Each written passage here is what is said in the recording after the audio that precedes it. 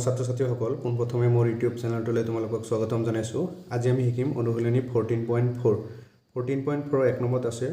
প্ৰদত্ত বীজগণিতীয় ৰাশিৰ মানৰ তালিকা সম্পূৰ্ণ কৰা অজ্ঞাত ৰাশিৰ সলনিত 1 2 3 4 5 ব্যৱহাৰ কৰা।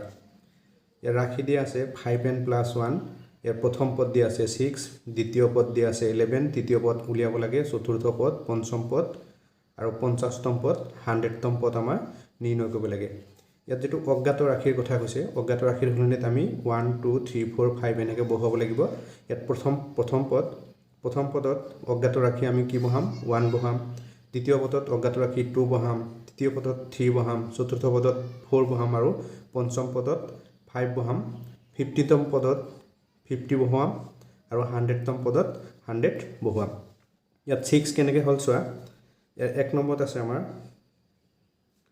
5n + 1। ইয়াত অজ্ঞাত ৰাশি আমি যেটো আমাৰ কি কৈছে প্ৰথম পদত কি হ'ব 1 হ'ব। তে 5n পূৰণ হৈ আছে ইনটু 1 + 1। তে 5 লগত 1 পূৰণ কৰিলে আমি 5 পাম + 1 6। ইয়াত চোৱা 6 আছে। তে দ্বিতীয় পদত কিমান আছে 11 কেনেকৈ হৈছে ৰাশিটো আমাৰ এইটোৱে 5n + 1 to 5 into দ্বিতীয় পদত অজ্ঞাত ৰাশি আমি 2 লম 2 + 1। তে 5 into 2 কৰিলে পাম আমি 10 + 1 কিমান হ'ব 11। তো 11 পাইছো। এতিয়া তৃতীয় পদত প্ৰথম আমি ৰাশিটো লিখি ল'ব লাগিব। ৰাশিটো আছে 5n + 1। তৃতীয় পদত অজ্ঞাত ৰাশি আমি 3 লম 5 into 3 + 1। 5 into 3 কৰিলে পাম আমি 15 + 1 কিমান হ'ব 16। তৃতীয় পদত কিমান হ'ব 16। তে চতুৰ্থ পদত ৰাশিটো আমি একেই লিখিম যে 5n + 1। তে 5 যেটো চতুৰ্থ পদ কৈছে তেতিয়া আমি অজ্ঞাত ৰাশি লম 4 + 1। 4 into 5 কৰিলে পাম আমি 20 + 1। 20 লগত 1 প্লাছ কৰিলে পাম আমি 21। এইটো হ'ব 21। চতুৰ্থ পদ 21। দে পঞ্চম পদত আমি n ৰ মান 5 লম। মানে 5n + 1 আছে। তে 5 পঞ্চম পদ কৈছে যেহেতু এতিয়া অজ্ঞাত ৰাশি আমি কি লম 5 + 1। কিমান হ'ব 5 into 5 কৰিলে 25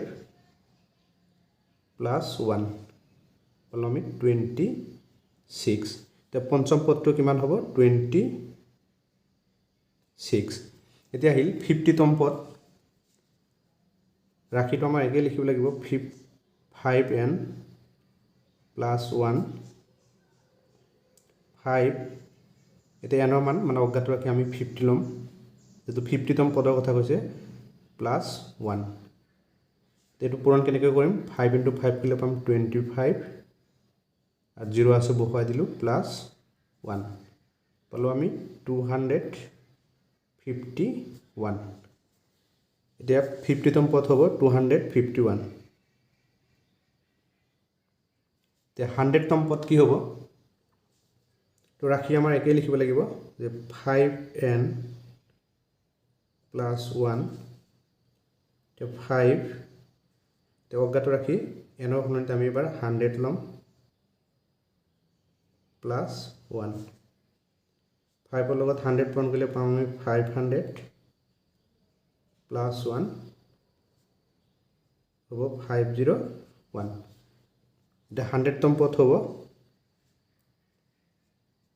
501। এতিয়া আমি তেনেকৈ 2 নম্বৰটো চাম। আমি 2 নম্বৰটো চাম। 2 নম্বৰত আছে 3n - 1। আমি 2 কেনেকৈ পালোঁ, প্ৰথম পদত 2 কেনেকৈ পালোঁ, তৃতীয় পদত 8 কেনেকৈ পালোঁ। এইটো একে আমি অকল n ৰ মানহে চেঞ্জ কৰি যাব লাগিব। 2 নম্বৰত আছে 3n - 1। আগৰটো প্লাছ আছিলে এইটো মাইনাছ। thrice n minus 1 যেটো প্ৰথম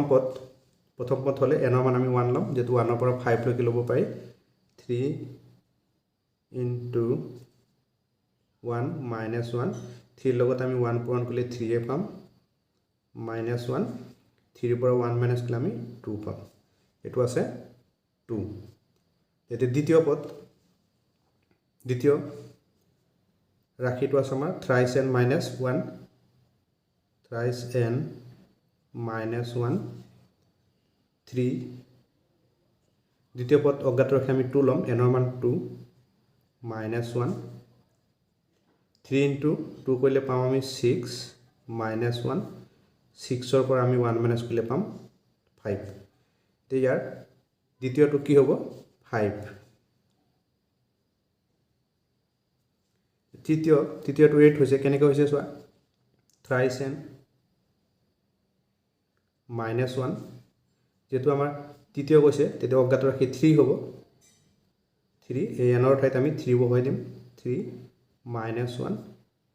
3 into 3 কৰিলে পাম আমি 9 minus 1 তে 9 ৰ পৰা 1 minus কৰিলে পাম আমি 8 এটো 8 হৈছে তে চতুৰ্থ ৰাখিটো আমাৰ একেই থাকিব thrice n minus 1 3 n ৰ মান হ'ব চতুৰ্থৰ কথা কৈছে n ৰ মান 4 হ'ব minus 1 3 into 4 কৰিলে পাম আমি 12 minus 1 তে 12 ৰ পৰা 1 minus কৰিলে পাম আমি 11 এতিয়া আমাৰ চতুৰ্থ কি হ'ব 11 তে পঞ্চম thrice n minus 1 পঞ্চম n ৰ মান হ'ব 5 3 into 5 minus 1 15 minus 1 পাম আমি 14 পঞ্চমত হ'ব 14 এতিয়া 50তমত কি হ'ব একে thrice n minus 1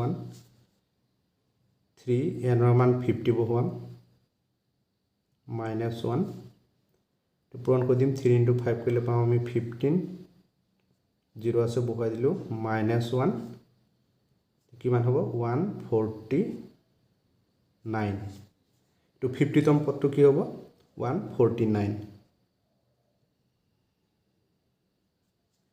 তে 100তম পদ thrice n ৰাখিটো আছে আমাৰ thrice n minus 1 যেটো 100তমৰ কথা কৈছে n ৰ মান হ'ব 100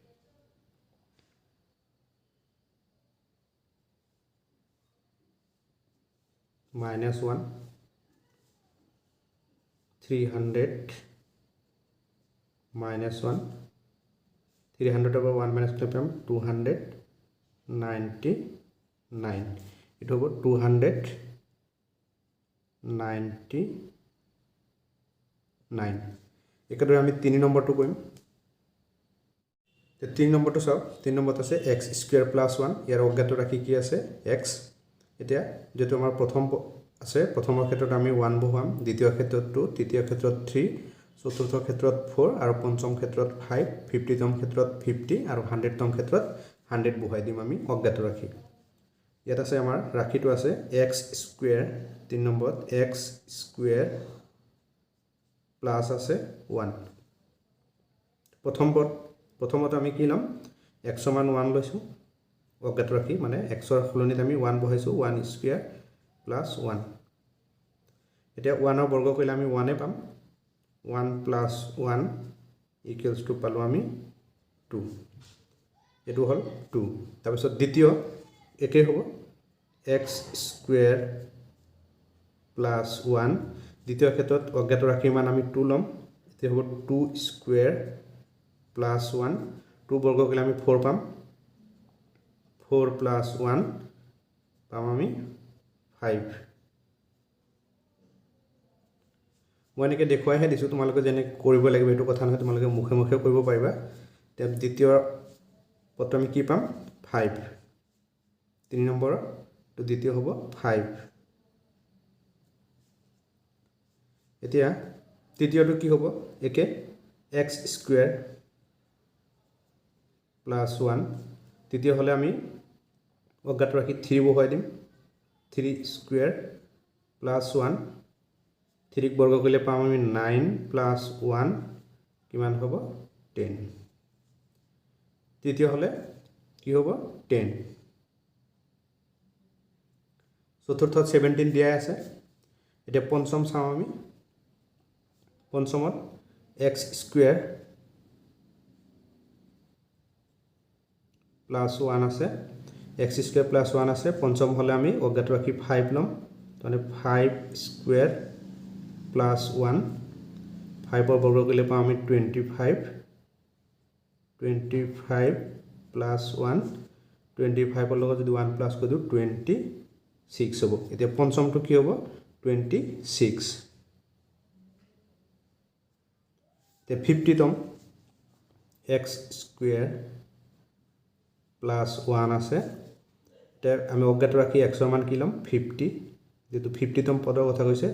ইয়াৰ ওপৰত স্কয়াৰ আছে প্লাস 1 এটো ইজি প্ৰসেসত বৰ্গ কেনেকৈ কৰিবা যে 5 ৰ বৰ্গ কৰিলে পাম আমি 25 আৰু এটা শূন্যৰ ওপৰত স্কয়াৰ থাকিলে হয় দুটা শূন্য প্লাস 1 এটো যোগ কৰিলে পাম আমি 2501 তো 50তম কি পালো আমি 2501 2501 তে 100তম একে x স্কয়ার প্লাস 1 এটা অজ্ঞাত ৰাখি আমি 100 লম যেটো 100তম পদৰ কথা কৈছে 100 স্কয়াৰ প্লাস 1 ইজি প্ৰসেসত কৈছো 1 ৰ বৰ্গ কৰিলে আমি 1 পালো দুটা শূন্যৰ ওপৰত স্কয়াৰ থাকিলে চাৰিটা শূন্য হ'ব প্লাস 1 কি হ'ব 10001 এটো পালো আমি 100তম পদ 10001 একেদৰে আমি 4 নম্বৰটো কৰিম 4 নম্বৰটো ৰাখি আছে 2x plus 3 ইয়াৰ 5 কেনেকৈ হল চোৱা ৰাখিটো আছে আমাৰ 2x plus 3 যেটো প্ৰথম পদত x ৰ মান আমি 1 লও মানে অজ্ঞাত ৰাখি 2 into 1 plus 3 2 লগত 1 পইণ্ট আমি 2 এ পাম plus 3 2 plus 3 কিলে পাম আমি 5 to 5 আছে তে দ্বিতীয় ৰাখিটো আছে আমাৰ 2x plus 3 দ্বিতীয় পদ কৈছে গতিকে অজ্ঞাত ৰাখি x ৰ মান আমি 2 লম 2 into 2 plus 3 2 into 2 কৰিলে পাম আমি 4 plus 3 equals to হৈ যাব 7 4 এটো দ্বিতীয়টো হ'ব 7 তৃতীয়টো 9 দিয়া আছে চতুৰ্থ কি হ'ব ৰাখিটো আছে আমাৰ 2x plus 3 আমি যেটো চতুৰ্থ নিৰ্ণয় কৰি আছো তৃতীয় চতুৰ্থ এতিয়া অজ্ঞাত ৰাখি কি হ'ব 4 হ'ব 2 into 4 plus 3 8 plus 3 কিমান হ'ব 11 এতিয়া চতুৰ্থ কি হ'ব 4 চতুৰ্থ হ'ব 11 পঞ্চম দিয়া আছে এতিয়া আমাৰ 50তম নিৰ্ণয় কৰিব লাগে ৰাখিটো আছে আমাৰ 2x plus 3 2x plus 3 যেটো আমাৰ 50তম পদৰ কথা কৈছে এতিয়া অজ্ঞাত ৰাখি আমি 50 লম 2 into 50 plus 3 2 লগত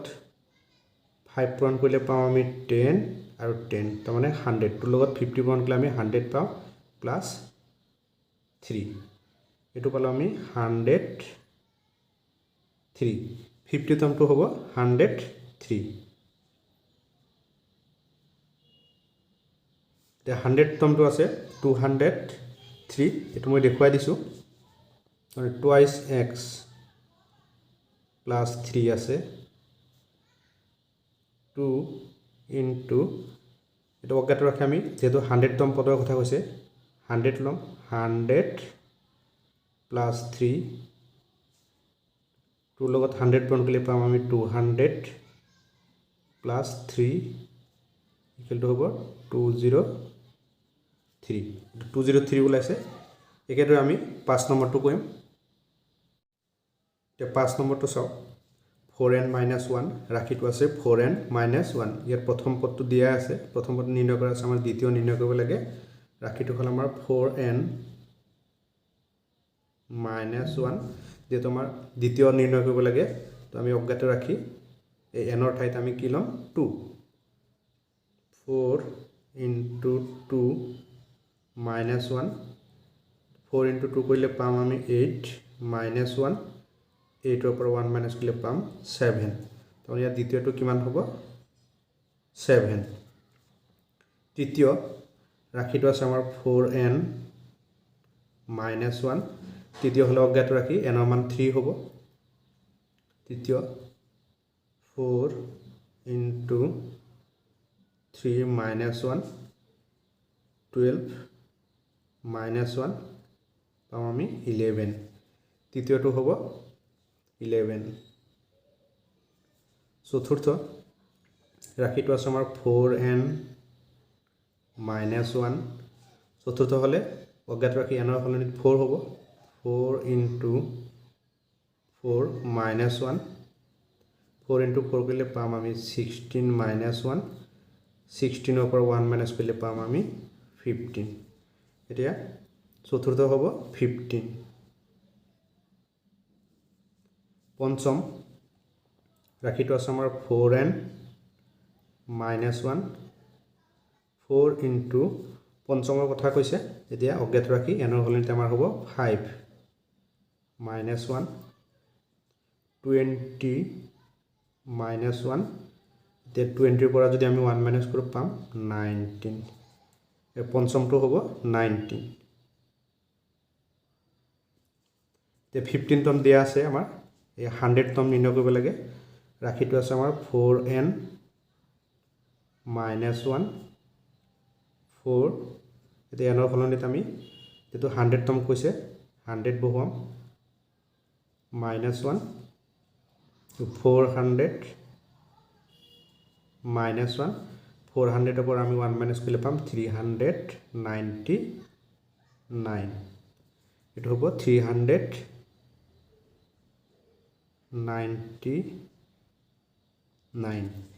এটো হল 12.4 ৰ 1 নম্বৰৰ এই 1 ৰ পৰা 5 নম্বৰলৈকে এনসাৰ 2 নম্বৰ প্ৰশ্নটো আছে তলত দিয়া চিত্ৰবোৰলৈ মন কৰা এটো এটা চতুৰ্ভুজ দিয়া আছে চতুৰ্ভুজ মানে 4টা বাহু এটো এটা পঞ্চভুজ দিয়া আছে মানে 5টা বাহু আৰু এটো এটা ঘৰভুজ দিয়া আছে মানে 6টা বাহু এটো 1 নম্বৰ 2 নম্বৰ আৰু 3 নম্বৰ এটো কি কৈছে 1 নং চিত্ৰত ABCD চতুৰ্ভুজত B শীৰ্ষবিন্দুৰ পৰা মাত্ৰ এডাল কৰ্ণ আঁকিব পাৰি এটো যেটো চতুৰ্ভুজ দিয়া আছে এই চতুৰ্ভুজৰ শীৰ্ষবিন্দু B ৰ পৰা অকল এডালহে কৰ্ণ আঁকিছে 2 নম্বৰত আছে ABCDE পঞ্চমভুজত B শীৰ্ষবিন্দু এই B শীৰ্ষবিন্দুৰ পৰা মাত্ৰ দুডাল কৰ্ণহে আঁকিব পাৰি আৰু 3 নম্বৰত আছে ABCDEF ঘৰভুজ B শীৰ্ষবিন্দুৰ পৰা মাত্ৰ তিনিডাল কৰ্ণ আঁকিব পাৰি এটো B হল শীৰ্ষবিন্দু এই শীৰ্ষবিন্দুৰ পৰা কি কৈছে তিনিডাল কৰ্ণ আঁকিছে আৰু কি কৈছে চতুৰ্ভুজ এটা শীৰ্ষবিন্দুৰ পৰা আঁকিব পৰা কৰ্ণৰ সংখ্যা 1 এই 1 টো কেনেকৈ হল তাৰমানে বাহু যেকেটা থাকে তাৰ পৰা আমি 3 মাইনাস কৰি দিব লাগে এটো মানে এনেকুৱা টাইপৰ চতুৰ্ভুজ যে চতুৰ্ভুজ এটা শীৰ্ষবিন্দুৰ পৰা আঁকিব পৰা কৰ্ণৰ সংখ্যা 1 তাৰমানে চতুৰ্ভুজৰ বাহু কেইটা 4টা 4 - 3 ইকুৱেল টু পালো 1 এই 1 হৈছে 2 নম্বৰত আছে পঞ্চমভুজ এটা শীৰ্ষবিন্দুৰ পৰা আঁকিব পৰা কৰ্ণৰ সংখ্যা 2 তো কি কৈছে পঞ্চভুজৰ বাহু কেইটা থাকে 5টা 5 - 3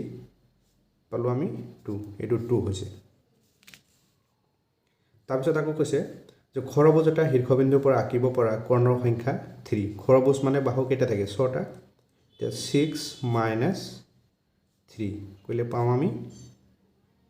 3 এতিয়া আৰু আমাৰ কৈছে যে সপ্তমভুজ এটা শীৰ্ষবিন্দুৰ পৰা কেইটা কৰ্ণ আঁকিব পাৰি সপ্তভুজত কেইটা থাকে বাহু কেইটা থাকে 7টা এতিয়া 7 মাইনাছ 3 7 পৰা 3 মাইনাছ কৰিলে পাম আমি 4 তো ইয়াৰ আনসাৰ হ'ব 4 তাৰমানে 3 মাইনাছ কৰি দিছোঁ আৰু এটা কৈছে আমাৰ যে n বাহুযুক্ত বহুভুজ এটা শীৰ্ষবিন্দুৰ পৰা কেইটা কৰ্ণ আঁকিব পাৰি n বাহুযুক্ত বিন্দুৰ পৰা কেইটা কৰ্ণ আঁকিব পাৰি এটো আমাৰ নিৰ্ণয় কৰিব লাগে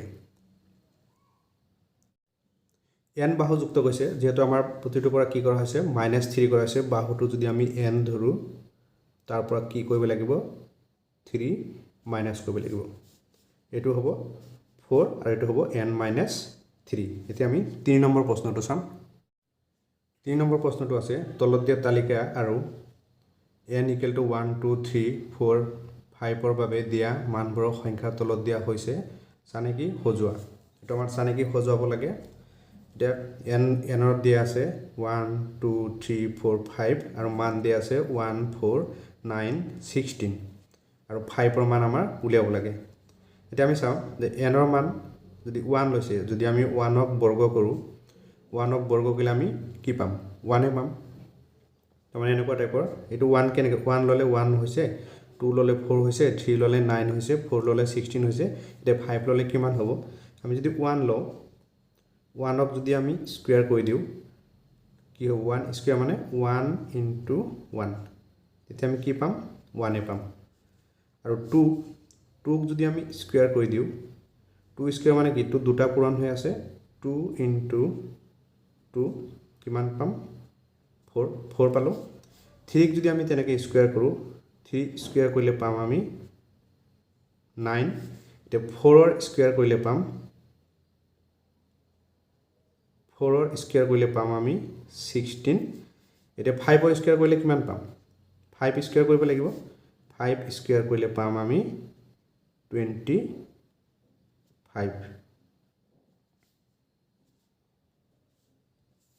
তাৰমানে ইয়াত হ'ব 25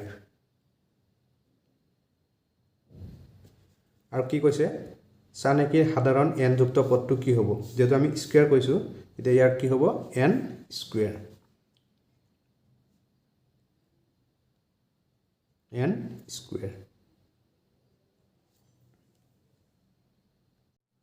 এতিয়া b নম্বৰটো চাও n = দিয়া আছে 1 2 3 4 5 n আৰু মান দিয়া আছে 4 7 10 13 এটো 5 উলিয়াব লাগে আৰু n উলিয়াব লাগে এতিয়া 1 ললে 4 হৈছে 2 ললে 7 3 ললে 10 4 ললে 13 এতিয়া 5 ললে কিমান হ'ব আৰু n ললে কিমান হ'ব এতিয়া চাও 4 কেনেকৈ হল আমি যদি thrice n plus 1 কৰো তেতিয়া n ৰ মান কিমান আছে 1 3 into n ৰ মান 1 আছে plus 1 3 লগত 1 পূৰণ কৰিলে আমি 3 এ পাম ইফালে আছে plus 1 3 plus 1 কৰিলে পাম আমি 4 এটো 4 হৈছে এতিয়া 7 কেনেকৈ হল এটোৱে ৰাখি thrice n plus যদি 1 কৰো 3 n ৰ মান কিমান আছে 2 plus 1 3 into 2 কৰিলে পাম আমি 6 plus 1 equals to হ'ব 7 এনেকৈ কৈছে এতিয়া 5 ললে কিমান হ'ব আমাৰ ৰাখিটো এটোৱে হ'ব thrice n plus 1 এতিয়া হ'ব 3 into n ৰ মান 5 plus 1 এটো হ'ব 15 plus 1 15 plus 1 কৰিলে পাম আমি 16 তে 5 ললে এটো হ'ব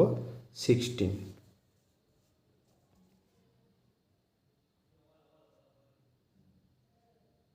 5 ললে হ'ব 16 এতিয়া n ললে কিমান হ'ব n ললে কি হ'ব thrice n plus 1 হ'ব যেটো n এইটো হ'ব thrice n plus 1 thrice n plus 1 to লিখি দিব পাৰা thrice n plus 1 তোমালোকে ভালদৰে লিখি ল'বা মই ইয়াত দেখুৱাই দিছোঁ এতিয়া আমি 3 ৰ c নম্বৰটো চাম তে c নম্বৰটো আছে n ৰ মান দিয়া আছে 1 2 3 4 5 6 আৰু মান দিয়া আছে 8 10 12 14 16 আৰু 6 ৰ মান দিয়া নাই এটো আমাৰ উলিয়াব লাগে এতিয়া চাও 1 ললে কি হৈছে 8 হৈছে 2 ললে 10 3 ললে 12 4 ললে 14 5 ললে 16 এতিয়া 6 ললে কিমান হ'ব আৰু n তম পদটো কিমান হ'ব এতিয়া ইয়াত যদি আমি 2 into ব্ৰেকেটৰ ভিতৰত যদি n plus 3 কৈ দিও n plus 3 2 into n plus 3 এটো 8 টো কেনেকৈ হল মই দেখুৱাই দিছো 2 n ৰ মান কিমান আছে 1 আছে 1 plus 3 2 3 plus 1 কইলে পাম আমি 4 ব্ৰেকেট মানে পূৰণ হৈ আছে তে 2 into 4 কইলে পাম আমি 8 এটো 8 পালো যে 10 কেনেকৈ পালো একেই হ'ব যে 2 ব্ৰেকেটৰ ভিতৰত n plus 3 কইবা n plus 3 তে 2 into n ৰ মান 2 লোৱা 2 দিয়া আছে 2 ললে 10 কেনেকৈ হৈছে এটো মই দেখুৱাই দিছো 2 plus 3 2 into 2 plus 3 কইলে পাম আমি 5 তো কিমান হ'ব 10 হ'ব বাকিবোৰ তোমালে কেনেকৈ কৈ চাবা এতিয়া 6 ললে কি হয় চোৱা 6 ললে 2 into n plus 3 2 into এটো n ৰ 6 আছে 6 plus 3 6 plus 3 2 into 6 ৰ লগত 3 plus কইলে পাম আমি 9 তে 9 ৰ লগত 2 পূৰণ কইলে পাম আমি 18 তামানে 6 ললে হ'ব 18 এতিয়া n তম পদটো কিমান হ'ব n তম পদটো আমি কি পালো যে